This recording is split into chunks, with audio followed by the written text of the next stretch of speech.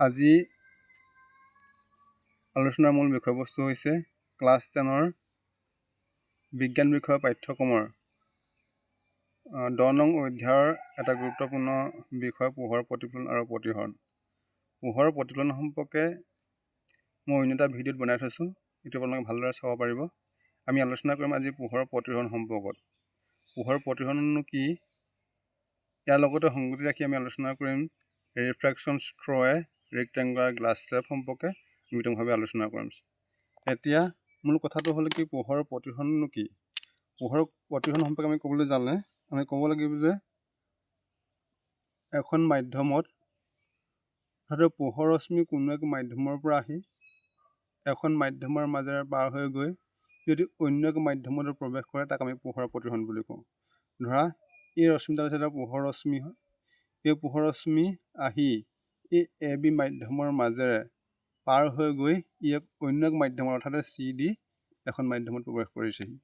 এনেধৰণৰ পোহৰ ৰশ্মি কোনো এক মাধ্যমৰ মাজেৰে আহি অন্য এক মাধ্যমত প্ৰৱেশ কৰিলে আমি এই পৰীক্ষাটো আমি কওঁগৈ পোহৰ প্ৰতিহৰণ বা ৰিফ্লেকশ্যন বুলি কওঁ। গতিকে পোহৰ ৰিফ্লেকশ্যন হ'বলৈ সাধাৰণতে কি লাগে, এখন স্বচ্ছ মাধ্যমৰ প্ৰয়োজন হয়। সাধাৰণতে কি হয়, এ বি আৰু চি ডি সাধাৰণতে কি হয়, স্বচ্ছ মাধ্যম হ'ব লাগিব, তেতিয়াহে কি হয় পোহৰ প্ৰতিহৰণ ঘটনাটো ঘটিব পাৰে। আজি আলোচনাৰ মূল বিষয় হ'ল ৰিফ্ৰেকশ্যন থ্ৰ' এ ৰেক্টেংগুলাৰ গ্লাছ স্লেব, অৰ্থাৎ এখন আয়তাকাৰ গ্লাছৰ মাজেৰে পোহৰ ৰশ্মি পাৰ হৈ গ'লে কেনেধৰণৰ পৰিঘটনা ঘটে সেই সম্পৰ্কে আজি বিশেষভাৱে আলোচনা কৰিম।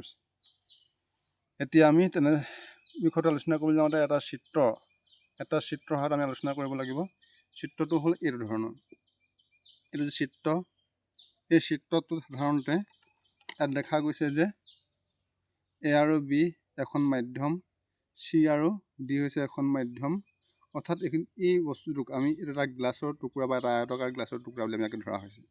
এইটো হৈছে গ্লাছৰ আয়তাকাৰ এটা টুকুৰা হয়। গতিকে এই টুকুৰাটোত ই আৰু পি এডাল হৈছে আপতিত ৰশ্মি। আমি নেক্সট দেখিছোঁ অ' ডেছ, ই হৈছে প্ৰতিহৰিত ৰশ্মি। নেক্সট আমি ইয়াত দেখিছোঁ OH, ই হৈছে নিগৰিত ৰশ্মি। গতিকে এই পৰিঘটনাটো কেনেকৈ ঘটিছে বা ক'ত কি পৰিঘটনা ঘটিছে আমি সেই সম্পৰ্কে আলোচনা কৰিম। এতিয়া চাওক, এ বি হৈছে এখন মাধ্যম য'ত ইৰ পৰা পোহৰ ৰশ্মি আহি পিনে ক'ত পৰিছে, অ' বিন্দুত আহি প্ৰৱেশ কৰিছেহি। এতিয়া চাওক, এই অঞ্চলটো সাধাৰণতে কি হয়, বায়ু, ইয়াত বতাহ লিখা আছে, বায়ু অঞ্চল, বতাহ অঞ্চল। এটা বতাহৰ অঞ্চলৰ পৰা বা এটা লঘুতৰ অঞ্চলৰ পৰা আহি পিনে পোহৰ ৰশ্মি ক'ত সোমাইছেহি, এটা ঘনতৰ মাধ্যমত আহি প্ৰৱেশ কৰিছে। ঘনত মানেতো ক্ৰাছ, এইটো হৈছে ক্ৰাছ আৰু এইটো হৈছে বতাহ। গতিকে লঘুতৰ মাধ্যমৰ পৰা পোহৰ ৰশ্মি আহি ক'ত সোমাইছে, ঘনতৰ মাধ্যমত আহি সোমাইছেহি। গতিকে লঘুতৰ মাধ্যমৰ পৰা পোহৰ ৰশ্মি আহি ঘনতৰ মাধ্যমত প্ৰৱেশ কৰোঁতে আমি অ' বিন্দুত আমি কি দেখিছোঁ, অ' বিন্দুত আমি সামান্য পৰিমাণে ইয়াৰ বক্ৰতা আমি হোৱা দেখা পাইছোঁ। সামান্য পৰিমাণে এই বক্ৰতা হৈ আহিছে। আৰু নেক্সট আমি দেখিছোঁ যে আকৌ পুনৰ সেই ৰশ্মি, যিটো আমি কৈছোঁ যে প্ৰতিহৰিত ৰশ্মি বুলি কৈছিলোঁ, প্ৰতিহৰিত ৰশ্মি অ' ডেছ, এই প্ৰতিহৰিত ৰশ্মিডাল আহি পিনে আকৌ পুনৰ অন্য এখন মাধ্যম চি ডিত প্ৰৱেশ কৰিছেহি।